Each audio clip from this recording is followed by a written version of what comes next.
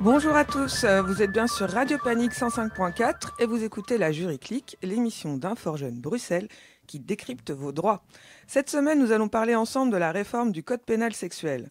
Cette réforme a eu lieu en mars dernier et si tout va bien, elle prendra effet en juin de cette année. Les changements qui sont abordés sont très nombreux et trop nombreux pour être traités ici en 1 heure.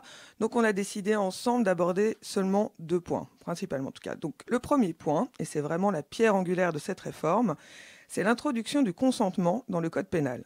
Consentir, pour rappel, c'est simplement être d'accord. Donc simple me direz-vous, eh bien nous verrons à quel point il est parfois important d'être précis sur cette notion. L'autre point que nous allons aborder, c'est le voyeurisme qui, avec l'essor des nouvelles technologies, à savoir entre autres le smartphone, gagne un certain essor, notamment du côté des jeunes. Aujourd'hui, autour de la table, nous retrouvons des membres d'Info-Jeunes Bruxelles, donc Flo, une de nos juristes, bonjour. Hello. Et deux nouvelles intervenantes, Claudine, de nos spécialistes en animation EVRAS. Alors l'EVRAS, je le rappelle, c'est l'éducation à la vie relationnelle, affective et sexuelle. Salut Claude. Bonjour. Et Tamara, qui est en Master 2 en criminologie à l'ULB, est actuellement en stage parmi nous. Alors, la criminologie, en 2 mots, et tu me dis si c'est pas bon, c'est l'étude des crimes, comment ils sont perçus et comment ils sont traités. Salut Tamara. Bonjour. Alors, on retrouve aussi Mélanie, qui va intervenir plus tard dans la mission, qui est en technique, donc je lui fais coucou de loin. Coucou. Et Thomas, la régie, à qui je fais aussi coucou de loin. Salut. Alors, on vous donnera au cours de l'émission pas mal de liens à consulter. Vous les retrouverez tous sous la vidéo de notre podcast qui lui-même se trouve sur notre site www.ijbxl.be. Et juste avant de commencer cette émission, nous voulons quand même faire un avertissement ou trigger warning, un peu comme ce qu'on retrouve devant les films ou les séries, parce qu'en effet, dans cette émission, on va quand même parler de violences sexuelles et d'autres sujets qui peuvent être difficiles à entendre, heurter la sensibilité de certaines personnes, voire faire écho à certains traumatismes. C'est pourquoi, si ça vous met mal à l'aise, n'hésitez pas à couper l'émission, quitte à l'écouter une autre fois dans un cadre plus sécurisant. Alors, ceci étant dit, nous allons commencer notre premier sujet, la réforme du Code pénal sexuel. Et en premier lieu, Flo va nous remettre dans le contexte pour qu'on comprenne bien de quoi on parle. Donc la première question, c'est qu'est-ce que c'est qu'un code, Flo ? Ben oui, très bonne question. Et donc en Belgique, dans le domaine juridique, un code, c'est simplement un ensemble de lois, de textes juridiques qui sont regroupés pour former quelque chose de plus complet dans un domaine du droit bien précis. Et donc un code, ça a la même valeur qu'une loi. C'est pas une règle supérieure ou plus importante qu'une loi. C'est simplement un recueil de lois. Et puisqu'un code, c'est une sorte de très grosse loi, il va être organisé en différentes parties qu'on va appeler livres, titres, chapitres, sections, etc. Par exemple, le Code pénal belge a un livre premier sur les infractions et la répression en général. Donc ce livre, il explique par exemple les différents degrés d'infraction. Donc ça va de la contravention, puis délit, puis crime pour les plus graves. Et ça va aussi parler de principes importants en matière pénale. Et donc il explique le cadre. Ensuite, il y a le livre 2 qui va concerner les infractions et leur répression en particulier. Et là, on rentre vraiment dans le vif du sujet. Donc on va avoir un titre sur les infractions terroristes par exemple, un autre sur les crimes et délits envers les personnes, comme le meurtre, la torture, le trafic d'organes, etc. Alors pourquoi est-ce qu'on a quand même des codes et pas juste finalement plein de lois ? Premièrement, et ça c'est pratico-pratique, le fait d'avoir les dispositions principales d'un domaine du droit rassemblées dans un même recueil, ça facilite la recherche. Et puis deuxièmement, et là c'est la raison principale, l'intérêt du code c'est d'assurer une certaine cohérence dans ce domaine. Et donc on s'assure que tous les concepts auront la même interprétation, le même sens, et ça permet au final d'avoir un fil rouge et une même philosophie. Qu'est-ce que le Code pénal sexuel ? Bien, en fait, il n'y a pas de code pénal sexuel à proprement parler. C'est une sorte de raccourci qu'on a fait. Donc on a bien un code pénal. Notre code pénal contient des dispositions de droit pénal sexuel, mais ce n'est pas un code à part officiellement. Donc pour rappel, le droit pénal, ça concerne les rapports entre la société et les individus. Et donc le droit pénal, ça sanctionne, ça punit les comportements qu'on a définis comme contraires aux valeurs essentielles de notre société, donc les comportements antisociaux. Suivant cette logique, le droit pénal sexuel traite de différents types de violences à caractère sexuel que notre société considère comme des infractions pénales et donc comme contraires à nos valeurs essentielles. Ok, et alors maintenant, qu'est-ce qu'une réforme? D'après le dictionnaire Larousse, une réforme, c'est un changement de caractère profond, radical, apporté à quelque chose, en particulier à une institution, et visant à améliorer son fonctionnement. Pour une fois, ce mot a le même sens en droit. Et donc quand on réforme un domaine du droit, c'est parce qu'on estime qu'il y a une nécessité à le faire, et une demande. C'est pour que ça colle mieux aux préoccupations et aux besoins du moment. On vise donc une amélioration, du moins du point de vue des personnes qui proposent la réforme. Alors pourquoi est-ce qu'aujourd'hui, on décide de réformer le droit pénal sexuel? Pour commencer, première info importante, notre code pénal il a été créé en 1867, donc ça fait déjà un bail. Bien évidemment, il y a eu de très nombreuses modifications depuis 1867 pour intégrer les nouvelles formes de criminalité et adapter le tout aux évolutions sociétales. Mais bon, ces modifications, elles se sont faites vraiment par petits morceaux et à force, en 150 ans, le code pénal il est devenu plus difficile à lire et à comprendre. Donc l'intention ici, c'était de moderniser le droit pénal sexuel pour refléter les normes de notre société actuelle. Par exemple, la plupart des infractions de ce domaine se trouvaient dans le titre des crimes et délits contre l'ordre des familles et contre la moralité publique. Quand ça a été écrit, on avait en tête la tranquillité de la famille bourgeoise, l'idée de l'honneur, de décence et de morale. Avec la réforme, une nouvelle structure est proposée et ces infractions, elles sont intégrées au titre « les infractions contre les personnes ». Donc l'idée, c'est vraiment qu'aujourd'hui, la référence doit être l'autonomie sexuelle des personnes, ainsi que leur intégrité sexuelle, qui doivent être protégées, et donc non pas l'honneur ou l'ordre familial. Et les auteurs du projet de loi, ils ont mis en avant le droit à l'autodétermination sexuelle, c'est-à-dire le fait que chacun ait le libre choix de poser ou non certains actes à caractère sexuel ou d'y participer, ce qui va de pair avec la protection de leur intégrité sexuelle, et donc ça, c'est vraiment l'idée centrale. Ok, donc c'est beaucoup plus clair. Et qu'est-ce qui est à l'origine de cette réforme? Ça a pris un peu de temps quand même. C'est le gouvernement fédéral précédent qui a donné l'impulsion à cette réforme. Donc un projet d'une telle envergure, ça exige bien tout ça. C'est l'ancien ministre de la Justice, Koen Geens, qui avait instauré en 2015 une commission de réforme du droit pénal. Et donc ici, on parle de tout le code pénal, c'est bien plus large que la réforme actuelle. Ce groupe de travail, formé d'experts, a longtemps travaillé dessus. Et en 2020, le nouveau ministre de la Justice, Vincent Van Quickenborne, a décidé de prolonger les travaux. Et la réforme du droit pénal sexuel, elle se base donc sur les travaux de cette commission. Et avant que la loi ne soit votée, il y a notamment eu 3 journées d'audition d'acteurs et d'experts, dont le Collège des procureurs généraux, le Collège des cours et tribunaux, le Conseil supérieur de la justice, avocat.be, des professeurs d'université ou encore des associations comme UTSOPI, Espace P, SOS Inceste, Femmes de droit ou encore Child Focus. Et du côté des sources du droit maintenant, on s'est notamment inspiré des codes pénaux suédois, hollandais, anglais et français, de législation européenne et de conventions internationales, comme celle d'Istanbul sur la violence à l'égard des femmes et la violence domestique, ou celle de Lanzarote sur la protection des enfants contre l'exploitation et les abus sexuels. Et puis bien sûr, on s'est aussi basé sur des décisions rendues par la justice belge et par la Cour européenne des droits de l'homme. On voit donc qu'il y a une énorme mobilisation. Et alors de tout ce travail, qu'est-ce qu'on observe comme changement concrètement? Les principaux changements qui sont apportés par cette réforme concernent la structure du droit pénal sexuel, comme je viens de l'expliquer, en l'intégrant au titre qui rassemble les infractions contre les personnes. On a enfin une définition du consentement dans le code pénal. Il y a un âge clair de majorité sexuelle aussi. Et puis, il y a d'autres changements en ce qui concerne la réglementation autour de la prostitution et l'aggravation des peines. Mais ça, on ne va pas pouvoir les aborder dans l'émission parce qu'il y a beaucoup à dire et qu'on n'aura pas le temps. Eh bien, merci beaucoup pour cette mise en contexte très claire, Flo. On va faire déjà une petite pause musicale. Alors, ce mois-ci, on a une playlist qui nous a été concoctée par Claudie. Et donc, on va découvrir maintenant le premier morceau qui s'appelle You're Gonna Make de Dope St. Jude. On se retrouve tout de suite après sur Radio Panique 105.4. C'est You're Gonna Make It. Ah, pardon, sorry. You're Gonna Make It. Important à préciser. Merci. À tout de suite. No one can see all the things you can see. And you know you gotta feel your destiny. And no one can tell you it's not meant to be. You're gonna make it, oh, you're gonna make it. How bad do you want it? How bad do you want it? This bad, how bad? This bad, how bad? This bad, how bad? This bad, how bad? Yeah, I believe in you and me. We about to get this money. I believe in you and me. We about to get this money. Manifest the bag, the swag. Would you wait to humble to brag? Manifest the bag, the swag. Would you wait to humble to brag? No one can see all the things you can see, and you know you gotta feel your destiny. And no one can tell you it's not meant to be. What the f you gonna do? Make it, oh, you gonna make it. What the f you gonna do? Make it, oh, you gonna make it.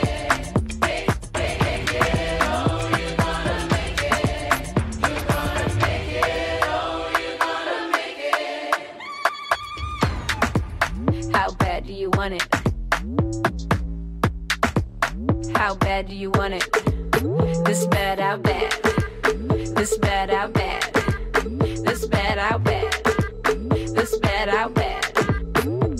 Yay, manifest, manifest that. Manifest that shit. Manifest, manifest that. Manifest that shit. Manifest, manifest that. Manifest that shit. Manifest, manifest that. Manifest that shit. No one can see all the things you can see, and you know you gotta feel your destiny. And no one can tell you it's not meant to be. What the f you gonna do? Make it, oh, you gonna make it. What the f you gonna do? Make it, oh, you gonna make it. Make it, oh, you gonna make it. You gonna make it, oh, you gonna make it. How bad do you want it?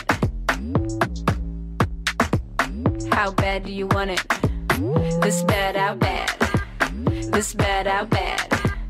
This bad, how bad? This bad, how bad? Yay, manifest, manifest that. Manifest that shit. Manifest, manifest that. Manifest that shit.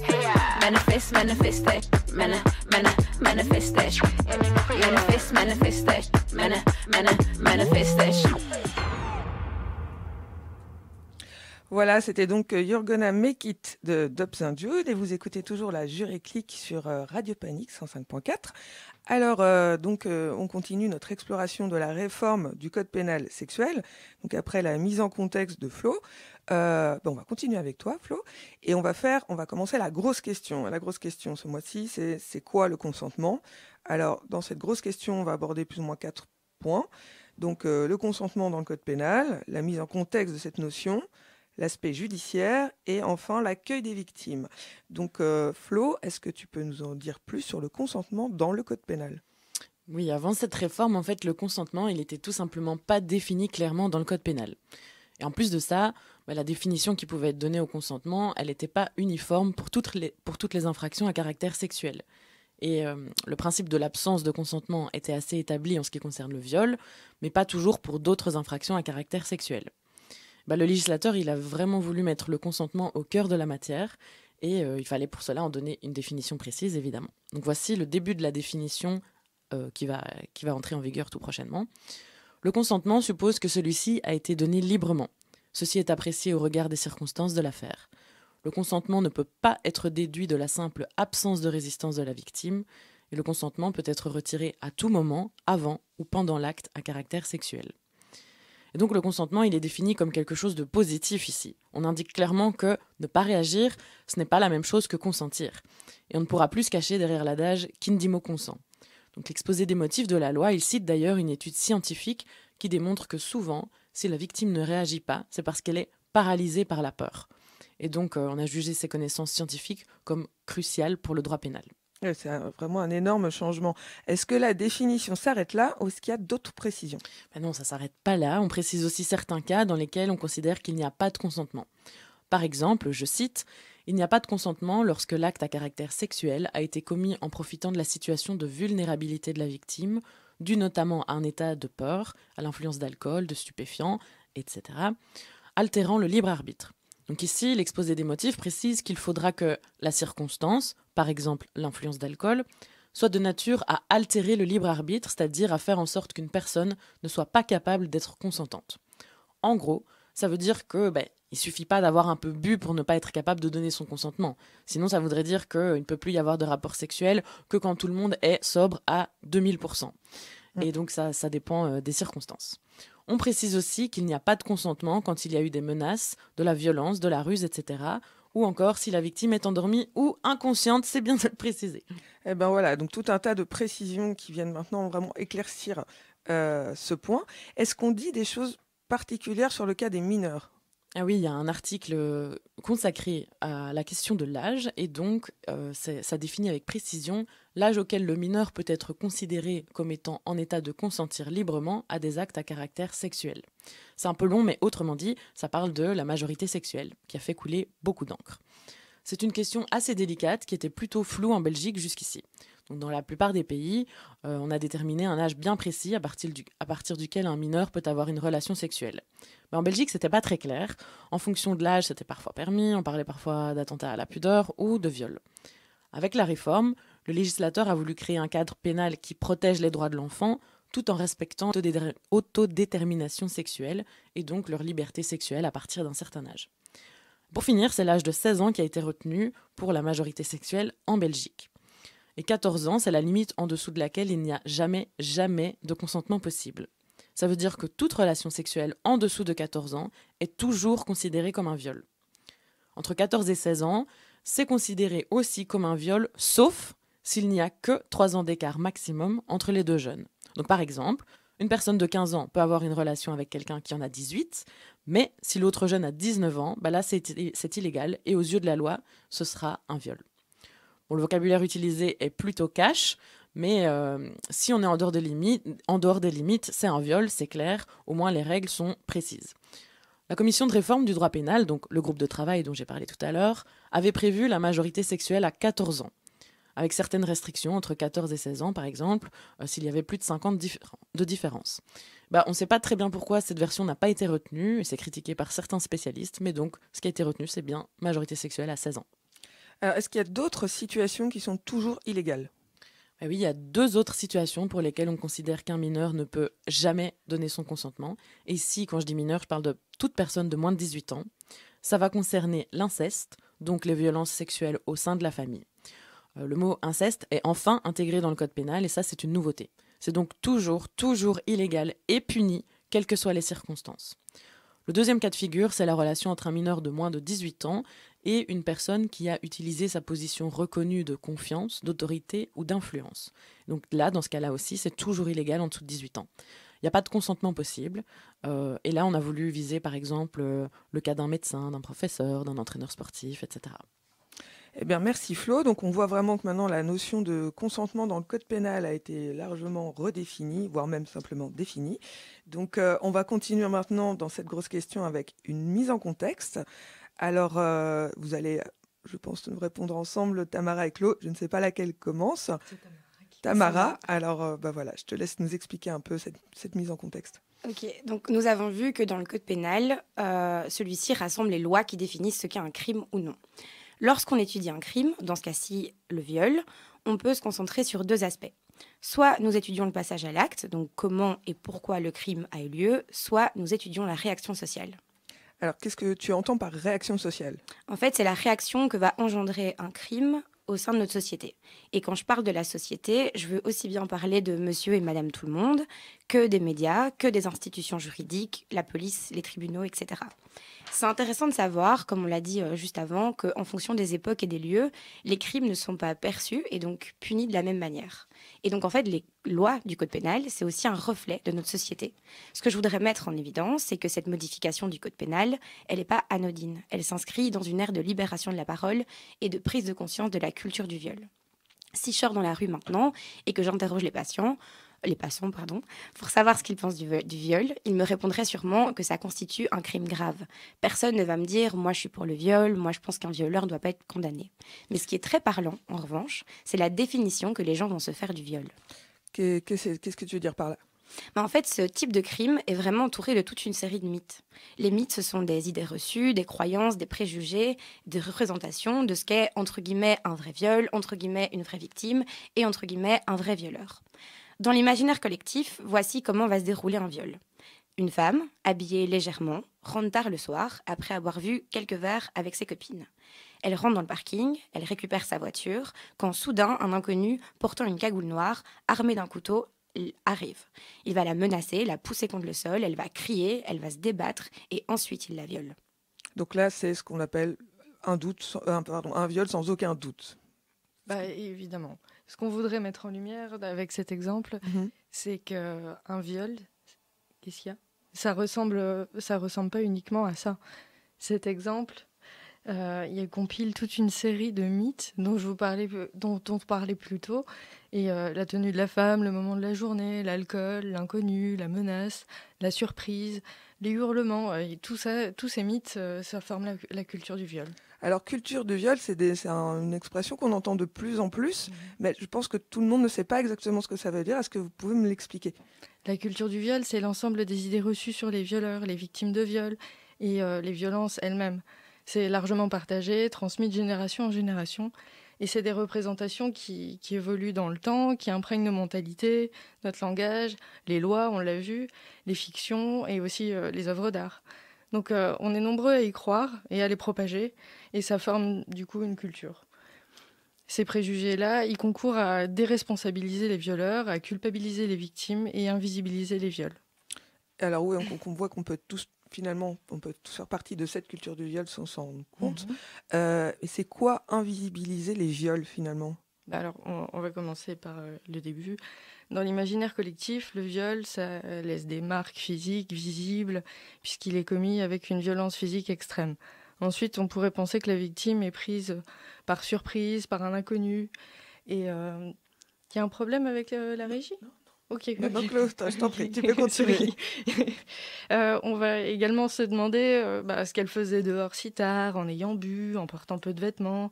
Je répète que la petite histoire, on se base sur cet exemple-là, mais c'est important de comprendre que pour la plupart des gens, c'est uniquement ça, un viol, et c'est ça qui invisibilise tous les autres vécus. En fait, par exemple, 9 personnes sur 10 connaissent la personne qui les agresse. Ensuite, ça peut donc être un voisin, un commerçant du coin, l'ami des parents ou même ton copain.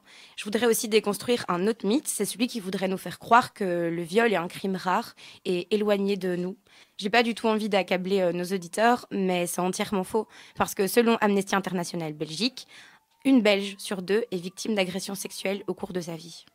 Alors, j'entends que tu parles souvent des hommes comme agresseurs et des femmes comme victimes. Est-ce que c'est volontaire ?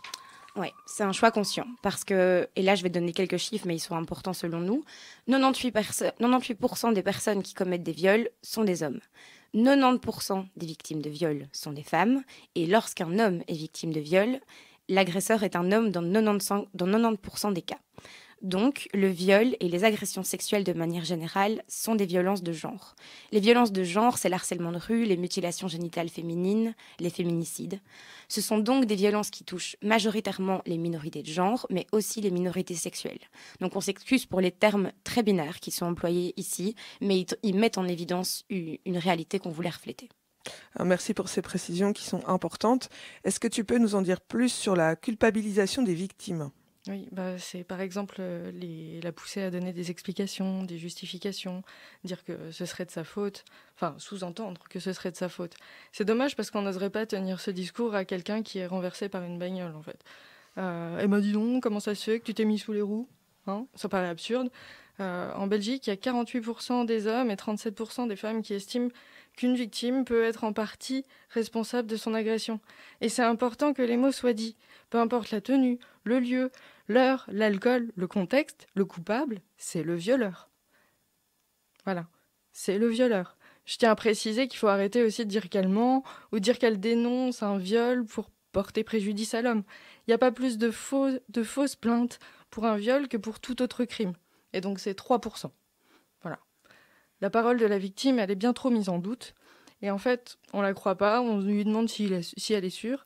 Et avant la réforme, c'était à la victime de prouver son non-consentement.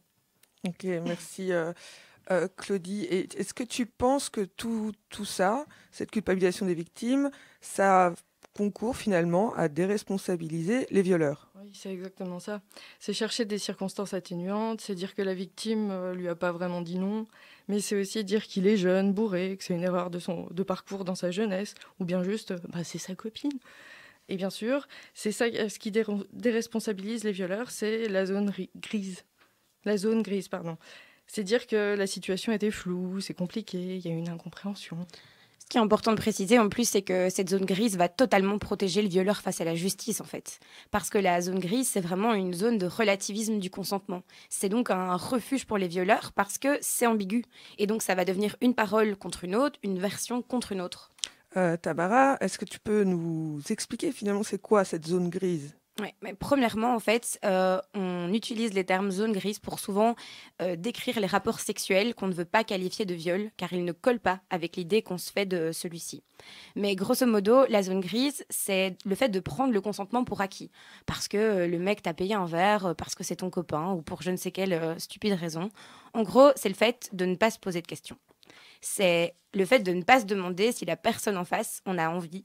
La zone grise, c'est donc toutes les pressions, les hésitations et les zones de flou qui peuvent entourer une personne et ne pas lui permettre de donner un consentement libre. En résumé, dans la zone grise, on retrouve toujours la même configuration. D'un côté, on a une personne qui n'est pas à l'aise avec la situation, mais qui ne va pas s'y opposer verbalement ni physiquement pour X ou Y raison. Et de l'autre côté, une personne qui, comme il n'a pas rencontré de position verbale ou physique, va présupposer que l'autre est d'accord. Et donc, en fait, la zone grise, c'est un mélange de plein de choses. C'est l'absence de communication, d'attention, de complicité, de connivence, d'empathie. C'est le manque de partage entre des partenaires. C'est pour ça que c'est important de déconstruire tous les moments de la sexualité qui sont flous, même s'ils semblent normaux. Pour décrire ce phénomène, on emploie donc le terme de zone grise. Mais, je tiens à le dire, cette appellation est elle-même problématique, parce que ça donne l'impression que le consentement, c'est compliqué, en fait. Et tant qu'on continuera à légitimer cette zone grise, tant qu'on continuera à légitimer le fait qu'il peut exister des moments flous, on légitime cette culture du viol, en fait, et on la fait vivre comme ça. Parce qu'à aucun moment, c'est normal d'avoir l'impression de ne pas avoir le choix. Céder n'est pas et ne sera jamais consentir. Donc on t'entend bien Tamara, céder ce n'est pas consentir. Alors Claude, qu'est-ce que ça veut dire consentir? Alors, quand on parle de consentement en intervention EVRAS, donc je rappelle, c'est éducation à la vie relationnelle, affective et sexuelle. Pour clarifier cette notion, on revient souvent sur le petit schéma qu'on retrouve dans le guide de la série Netflix Sex Education. Donc c'est oui plus oui égale oui plus non égale non, et non plus non égale non. De manière très brève, le consentement, c'est le fait d'être d'accord ou pas, et dans le cadre d'une relation sexuelle, c'est le fait d'avoir envie ou pas de se rapprocher intimement d'une autre personne. Quand quelqu'un se rapproche intimement d'une personne sans prendre en compte ce que cette autre personne veut, cela constitue une agression sexuelle, voire un viol. Et pour continuer à expliquer le consentement, on aimerait vous faire écouter la version française de la vidéo de la tasse de thé créée par Emmeline May, une autrice canadienne. Allez, c'est parti, la tasse de thé, si vous consentez. Et sinon, on vous retrouve dans 3 minutes 50. Si vous avez du mal à comprendre le mot consentement, imaginez qu'au lieu de vouloir un rapport sexuel, vous vouliez offrir du thé. Vous dites « Eh, ça te dirait une tasse de thé ?» Et si la personne vous répond « Oh oui, j'adorerais une tasse de thé, merci », vous savez qu'elle veut du thé. Si vous dites « Eh, tu veux une tasse de thé ?» que la personne répond « Peut-être, mais je ne suis pas vraiment sûr », alors vous pouvez lui préparer une tasse de thé. Ou non. Mais sachez qu'elle ne la boira peut-être pas. Et si elle ne la boit pas, et c'est la partie à retenir, ne la forcez pas à la boire. Le simple fait que vous lui ayez offert une tasse de thé ne vous autorise pas à l'obliger à la boire. Et si la personne vous dit « Non merci », ne lui faites pas de thé, tout simplement. Ne la forcez pas à en boire, ne vous emportez pas contre elle parce qu'elle ne veut pas de thé. Elle ne veut simplement pas de thé, ok? Elle peut dire « Oui, s'il te plaît, c'est gentil de ta part ». Et quand le thé arrive, elle ne veut plus en boire. Bien sûr, c'est un peu agaçant, parce que vous avez fait l'effort de préparer du thé. Mais rien ne l'oblige à boire du thé. Elle voulait du thé, mais maintenant elle n'en veut plus. Certaines personnes changent d'avis le temps que la bouilloire chauffe, que le thé infuse et qu'on ajoute le lait. Et on a le droit de changer d'avis, mais ça ne vous autorise pas à les forcer à boire. Et si la personne est inconsciente, ne lui faites pas de thé. Les gens inconscients ne veulent pas de thé. Ils sont incapables de répondre à la question « Veux-tu du thé ?» parce qu'ils sont inconscients. Ok, peut-être la personne était consciente quand vous lui avez demandé si elle voulait du thé, et elle a dit oui. Mais le temps que la bouilloire chauffe, que le thé infuse et qu'on ajoute le lait, elle est devenue inconsciente. Vous devriez juste poser le thé, vous assurer que la personne inconsciente est en sécurité, et c'est à nouveau la chose à retenir, ne lui faites pas boire le thé.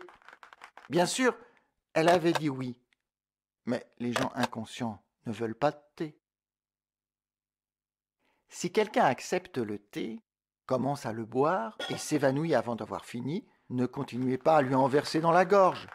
Rangez le thé et assurez-vous qu'elle soit en sécurité, parce que croyez-moi, les gens inconscients ne veulent pas boire de thé. Si une personne vous a dit oui pour un thé samedi dernier chez vous, ça ne veut pas dire qu'elle veut que vous lui fassiez du thé tous les jours. Elle ne veut pas que vous débarquiez chez elle à l'improviste pour lui préparer du thé, la forcer à en boire, en lui disant « Mais tu voulais bien du thé la semaine dernière !» Elle ne veut pas non plus se réveiller et vous trouver en train de lui verser du thé dans la gorge, tout en lui expliquant qu'elle en voulait du thé la nuit dernière. Si vous comprenez à quel point il est ridicule de forcer quelqu'un à boire du thé quand il n'en veut pas, et que vous êtes capable de comprendre quand quelqu'un ne veut pas de thé, alors pourquoi est-il si difficile de le comprendre quand on parle de sexe ? Qu'il s'agisse de thé ou de sexe, le consentement est tout ce qui compte. Et sur ce, je vais me préparer une petite tasse de thé.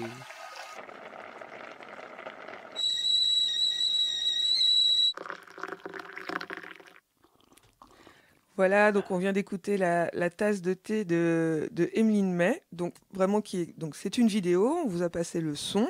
N'hésitez pas à aller regarder sur YouTube, à partager. Moi personnellement, je l'ai découvert aussi il y a 1 an ou 2.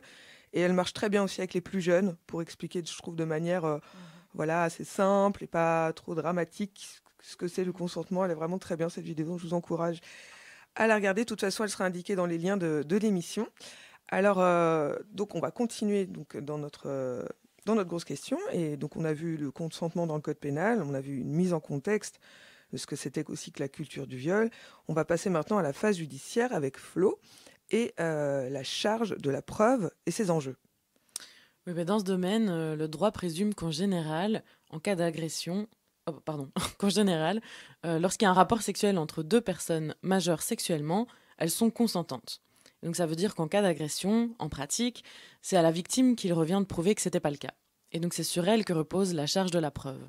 Et c'est un aspect de la procédure judiciaire qui est vraiment crucial pour les victimes, parce que rappelons qu'en cas de doute, le doute doit toujours profiter à l'accusé. Et donc là, il s'agit d'un principe fondamental de droit pénal. Avec cette réforme, ça va pas changer. Mais le consentement est réellement inscrit dans le code pénal. Il est clairement défini par la loi et plus seulement dans la jurisprudence. Donc il doit être libre, il doit être exprimé. On ne peut plus le déduire d'une absence de réaction. Et ce dernier point ne sera plus laissé à l'appréciation du juge, par exemple. Donc il ne faudra plus se demander si la victime a dit non, mais si elle a librement dit oui. Et avec ça, c'est vraiment la vision du consentement qui évolue. Pendant les travaux, avant que la loi soit adoptée, il a été estimé que le prérequis de consentement et sa définition claire offraient assez de garanties, et que donc ce n'était pas nécessaire d'avoir une autre approche en ce qui concerne la charge de la preuve dans ce domaine.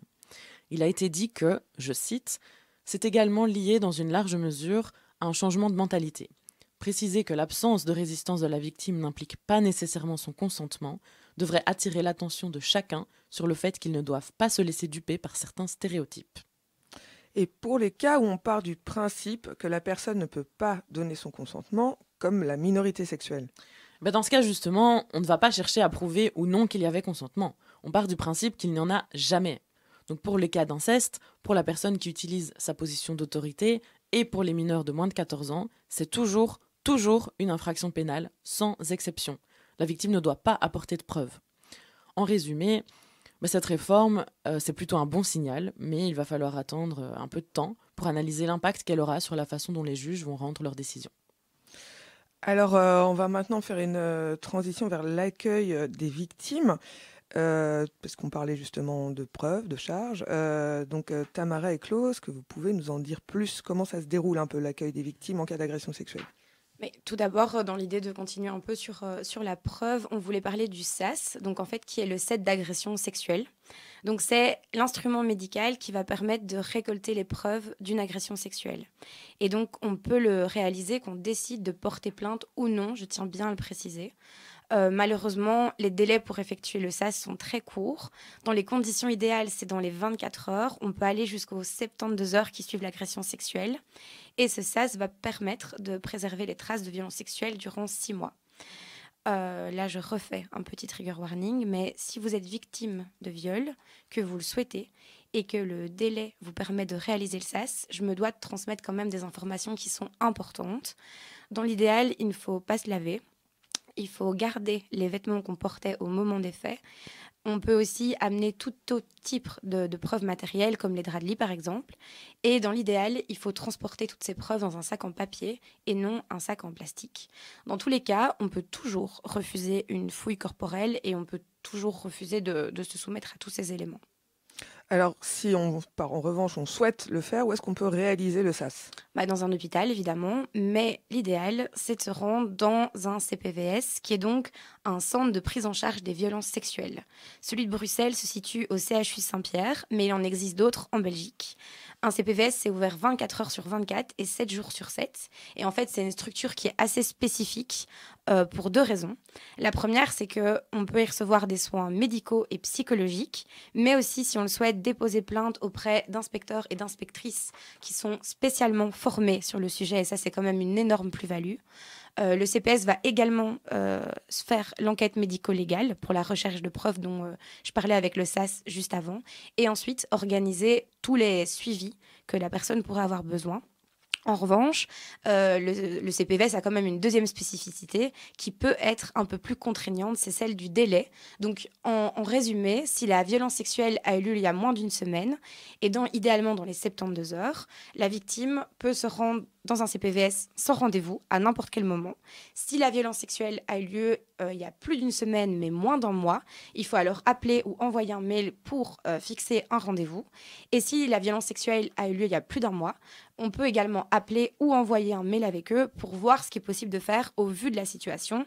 Et si jamais, le CPS pourra toujours rediriger vers d'autres structures. Alors merci pour ces infos qui sont extrêmement importantes. Claudie, est-ce que toi tu peux nous dire pourquoi ces délais? Les CPVS proposent tout un protocole de prise en charge afin de travailler sur la mémoire traumatique de la personne et de l'aider à se stabiliser par rapport à ce vécu. Et voilà, d'où le délai de 1 mois. Ça permet quoi du coup, par exemple, travailler sur la mémoire traumatique? C'est l'objectif de travailler sur la mémoire traumatique avant ce délai de 1 mois, c'est d'éviter le développement d'un trouble de stress post-traumatique. Il y a plein de raisons qui font qu'une personne ne demande pas de l'aide dans le mois qui suit son agression sexuelle. Et je précise ça parce que c'est pas parce qu'on n'a pas demandé de l'aide tout de suite qu'on n'est pas légitime de demander de l'aide par la suite. Et justement, dans le cas où la personne n'a pas pu bénéficier de cette prise en charge, et encore une fois, chaque personne réagit différemment, il est possible par exemple qu'elle développe un trouble de stress post-traumatique, qu'on appelle SPT ou PTSD en anglais. Et ce stress post-traumatique, il est lié à la réactivation de la mémoire traumatique de la personne. Et à long terme, ça a un effet conséquent sur son système nerveux. Et ça peut se traduire par une angoisse qui se généralise et ça peut aller jusqu'à envahir la vie quotidienne de la personne. On tient aussi à préciser que la prise en charge d'une victime ne regarde qu'elle. Il n'y a ni processus, ni étape obligatoire ou universelle. Peu importe le délai, il sera toujours possible de trouver le soutien dont la personne a besoin et d'effectuer les démarches qui lui semblent adéquates. Qu'une victime décide de porter plainte sans réaliser le SAS, qu'une victime décide de réaliser le SAS sans porter plainte, qu'une victime fasse les deux ou aucun des deux, il n'y a une seule et bonne manière de procéder. Le bon suivi, la bonne prise en charge, c'est celle qui va correspondre à la personne. On vous mettra évidemment en barre d'infos le site du CPVS de Bruxelles, ainsi que d'SOS Viol, qui est une autre structure d'accompagnement psychologique, juridique et social. C'est principalement vers cette structure que le CPS pourra réorienter les personnes. Dans tous les cas, on vous met un maximum de ressources complémentaires en barre d'infos. Merci Flo, Tamara et Claudie pour cette grosse question qui a bien abordé le consentement dans le code pénal sexuel. On va faire une petite pause musicale en écoutant Sister des Petrol Girls et on se retrouve après pour parler voyeurisme, sexting, revenge porn. À tout à l'heure.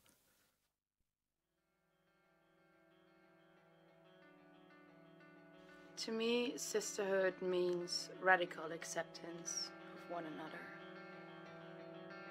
What does Afro Black Sisters mean to us? It's about equality rights for women across the world. I love the sisterhood that include trans girls like me. Sisterhood is taking over the mosh pit together. Always picked each other up and supported each other from fucking awful breakups and awful men and really bad mental health periods, and I can't express enough what an amazing support network you guys have been.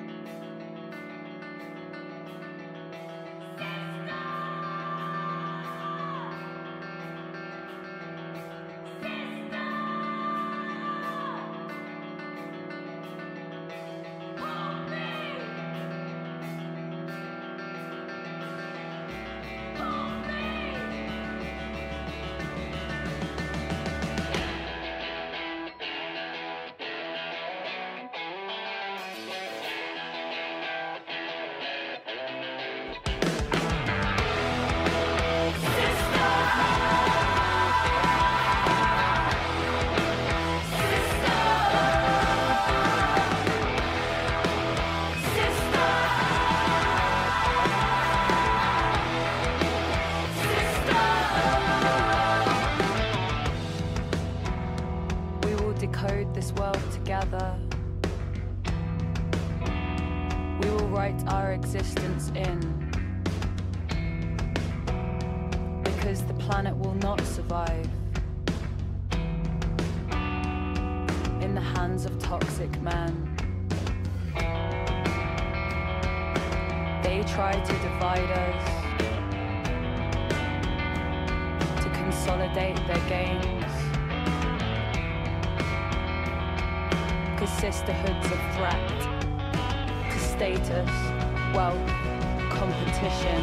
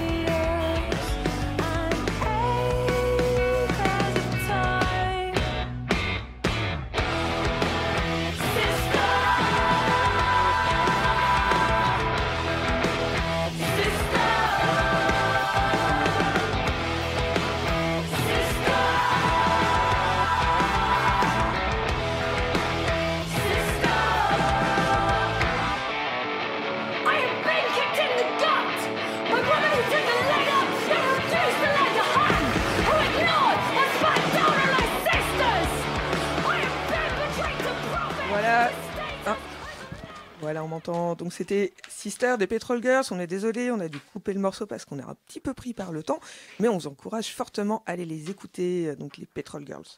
Donc vous écoutez toujours la Jury Click, l'émission d'Info Jeune Bruxelles sur Radio Panique, et l'émission du jour donc, aborde la réforme du code pénal sexuel. Donc on a vu dans la première partie, on a fait un énorme point sur la question du consentement.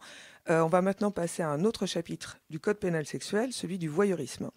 Donc vous allez l'entendre, le chapitre du voyeurisme n'est pas nouveau dans la loi, mais la réforme a permis d'amener quelques précisions sur certains points. Je laisse tout de suite la parole à Mel. Oui, et avant d'aller plus loin, je propose de clarifier ce que le législateur entend par voyeurisme, histoire qu'on comprenne pourquoi on a décidé d'en parler aujourd'hui. Donc, le voyeurisme consiste à observer ou faire observer une personne, ou réaliser ou faire réaliser un enregistrement visuel ou audio de celle-ci, alors que cette personne est dénudée ou se livre à une activité sexuelle explicite. Alors, pourquoi on trouvait ça important d'en parler ? Eh bien, tout simplement parce que le voyeurisme englobe des pratiques dont on entend peut-être plus parler aujourd'hui, comme par exemple le sexting, les nudes ou encore le revenge porn. Et ces pratiques, elles sont plutôt répandues chez les jeunes adultes et les adolescents. Alors, quand je dis pratique ici, c'est vraiment sans aucun jugement de valeur, je tiens à le préciser. Bon, on n'a pas beaucoup de statistiques en Belgique et les jeunes ont apparemment tendance à ne pas être très bavards sur le sujet, mais pour quand même reprendre les chiffres d'une enquête menée en 2020 par Média Animation et concernant les jeunes du secondaire, eh bien environ 15% des jeunes répondants ont admis avoir déjà pris des photos dénudées d'eux-mêmes. Parmi eux, 57% des garçons ont déclaré être reconnaissables sur les photos, contre 21% chez les filles. Et alors, des chiffres interpellants, c'est que 28% des jeunes filles qui ont été interrogées ont déclaré avoir déjà subi des pressions pour envoyer une photo dénudée d'elles-mêmes. Côté garçons, c'était autour de 7% d'entre eux.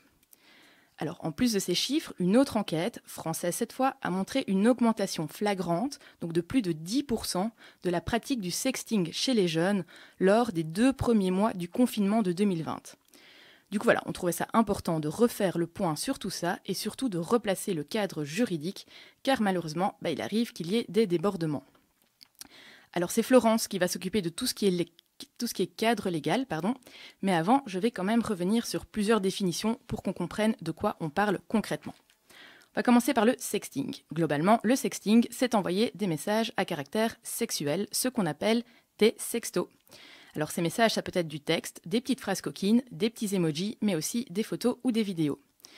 C'est important de préciser que je m'emballe, que le sexting n'est pas quelque chose de mal en soi. Ça permet d'expérimenter sa sexualité, de jouer avec son ou sa partenaire, bref, de dragouiller un peu. Par contre, là où le sexting peut parfois poser problème, c'est généralement lorsque les nudes entrent en jeu. Les nudes, ce sont des photos ou vidéos sur lesquelles une personne est dénudée ou partiellement dénudée. Et on s'en doute, elles sont beaucoup utilisées dans le sexting. À nouveau, il n'y a pas de problème à prendre ou à envoyer des nudes. Par contre, il peut y avoir un problème lorsque ces photos ou ces vidéos sont prises sans le consentement de la personne ou qu'elles se retrouvent partagées notamment sur les réseaux sociaux. Et c'est là qu'on en arrive au fameux revenge porn, ou littéralement la vengeance pornographique. Alors le terme de revenge porn a fait son apparition dans la loi lorsque le législateur a observé que de plus en plus de photos et de vidéos de femmes dénudées se retrouvaient partagées sur le net. Je parle bien ici de femmes, car il se trouve que les chiffres démontraient alors que dans 90% des cas, c'était un homme qui avait partagé les photos d'une femme et que pour beaucoup d'entre eux, c'était les photos d'une ex-compagne ou d'une ex-conquête. Et donc, il semblerait que ces messieurs utilisaient la diffusion de ces images comme un moyen de, entre guillemets, se venger de quelque chose. Donc voilà, j'ai un peu là mon petit ego. Du coup, je balance toutes les photos que tu m'as envoyées quand on était intime. C'est génial. Alors, aujourd'hui, on a bien sûr étendu la définition du revenge porn pour ne plus la cloisonner à cette idée de vengeance et de couple. Et donc, actuellement, on parle plutôt de porno-divulgation. Et ça englobe toute diffusion de contenu à caractère sexuel sans le consentement de la personne qui apparaît sur les photos et les vidéos. Alors, toutes ces pratiques, elles évoluent avec le temps et les usages. Et donc, dans un monde ultra connecté, c'est logique qu'elles prennent de plus en plus de place. C'était donc important que le législateur se mette à jour et intègre le côté cyber dans le code pénal sexuel. Et je laisse donc la parole à Flo qui va nous expliquer ce que la justice a fait de tout ça. Oui, du point de vue juridique, comme Mel vient de le rappeler, le voyeurisme, ça englobe aussi le revenge porn et donc la porno-divulgation, et dans certains cas, le sexting, ou comme elle appelle ça, le bleu-bleu. Donc, le voyeurisme est punissable en tant que tel depuis quelques années parce qu'il a été intégré au code pénal en 2016. À ce moment-là, on a aussi décidé de punir la diffusion d'enregistrements à caractère sexuel d'une personne, sans que cette personne ait donné son accord pour la diffusion. Et donc là, quand on dit diffuser, ça veut aussi dire montrer à quelqu'un ou rendre accessible.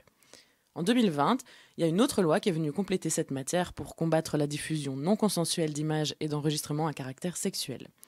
Les auteurs de la loi, ils ont justifié cet ajout parce qu'on ne prenait pas en compte l'élément moral, c'est-à-dire l'intention méchante qui est derrière ce qu'on appelle le revenge porn ou la porno-divulgation.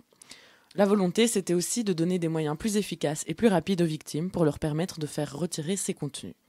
Et vu la date récente de ces lois, il n'y a pas de modification apportée par la réforme. Mais par contre, on attire l'attention sur la situation des mineurs cette fois-ci. Et là, les travaux de la réforme, ils rappellent qu'un mineur ne peut jamais donner son consentement à la diffusion d'images sexuelles. Mais, pour s'adapter à notre époque et accorder aux jeunes une certaine liberté sexuelle, on ajoute ce qu'on appelle une cause de justification. C'est-à-dire que le sexting consentant entre jeunes d'au moins 16 ans n'est pas puni. C'est pas une infraction pénale.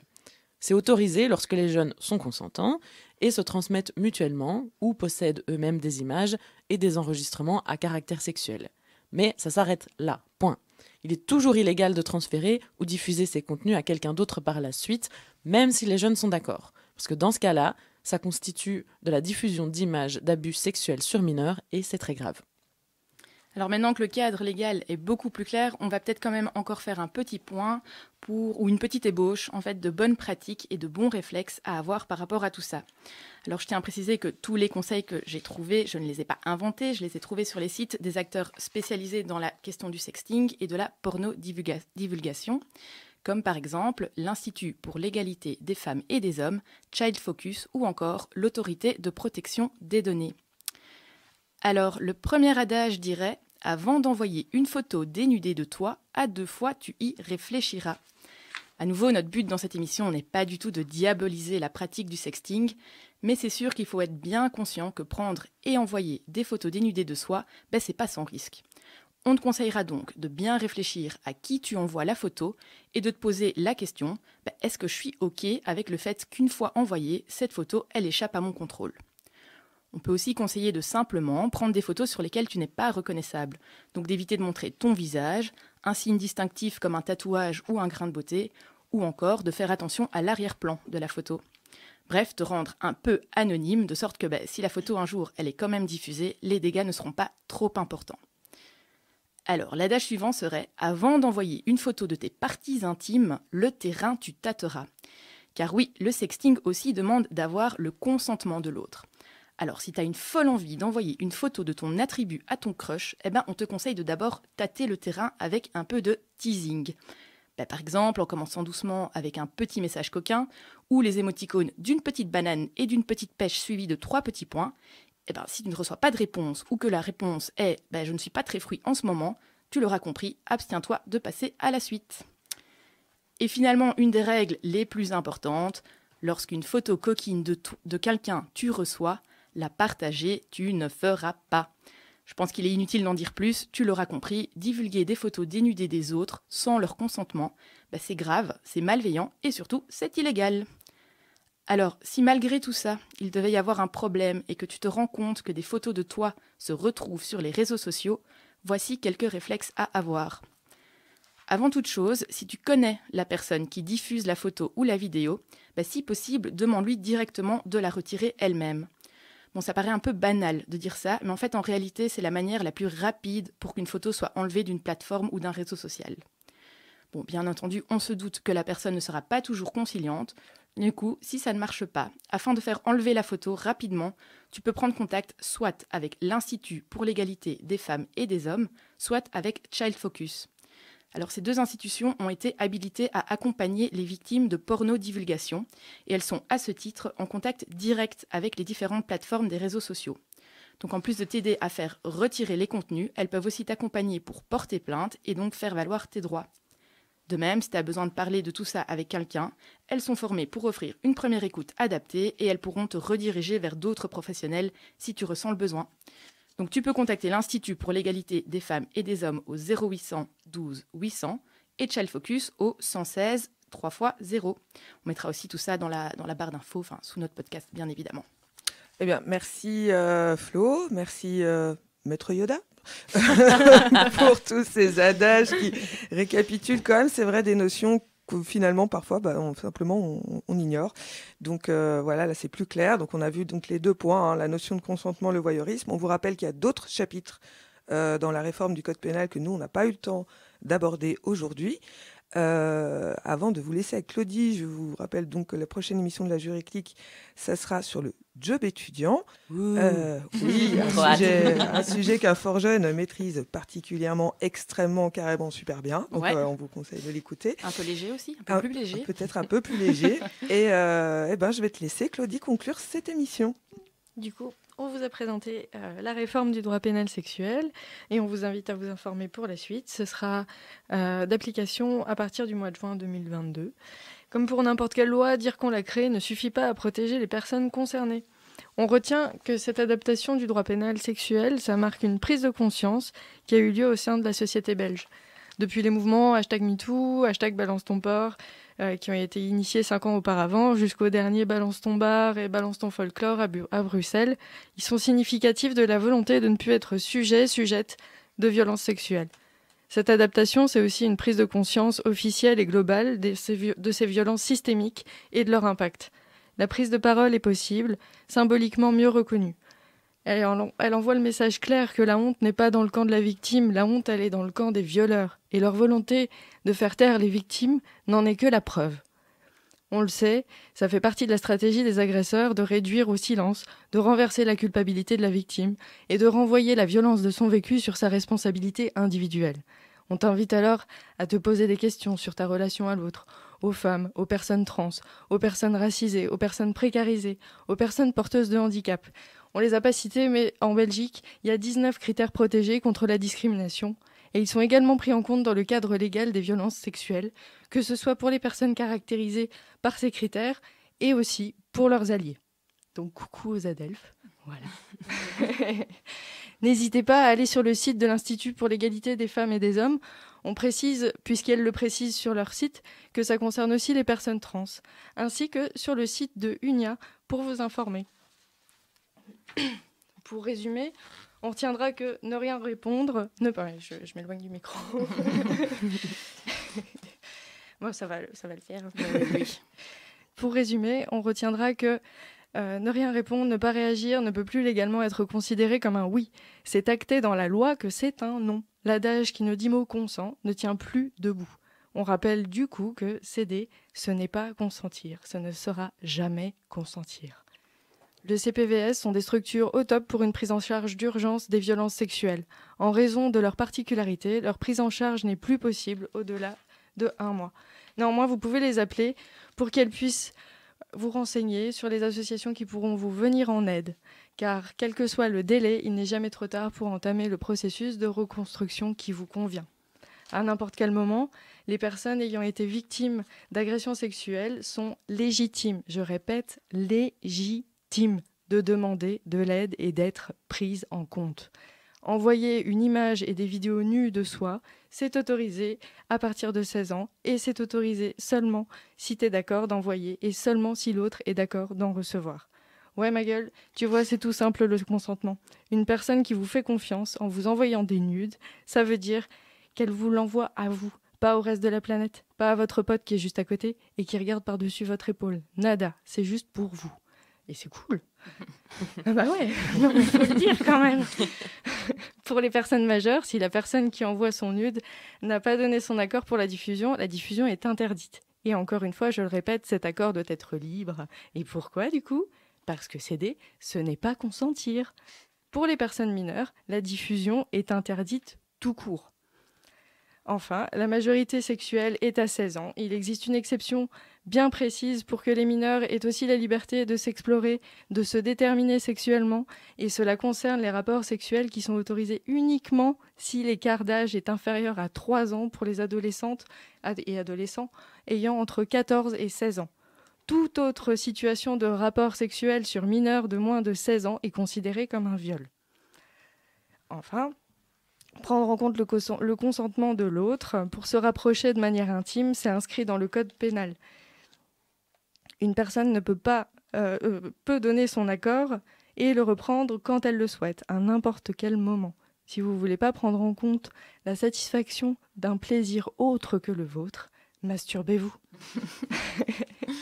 Voilà. On espère continuer à faire de l'Evras et ou même à en faire plus dans le cadre scolaire ou en dehors de celui-ci. En effet, quand on parle du cadre légal des violences sexuelles en Evras, on parle de violence avant tout. Ce sont des violences et le rapport sexualisé, c'en est le moyen. Mais je tiens à rappeler que c'est de la violence. Par exemple, si une personne vous donne un coup de pelle sur la tête dans un jardin, on appelle ça de la violence, pas du jardinage. Et c'est pareil pour la sexualité. C'est un viol, c'est pas de la sexualité. Voilà. On vous dit ça parce qu'on vous souhaite à tous de repartir sur de bonnes baises. Salut. Salut, à bientôt. Au revoir.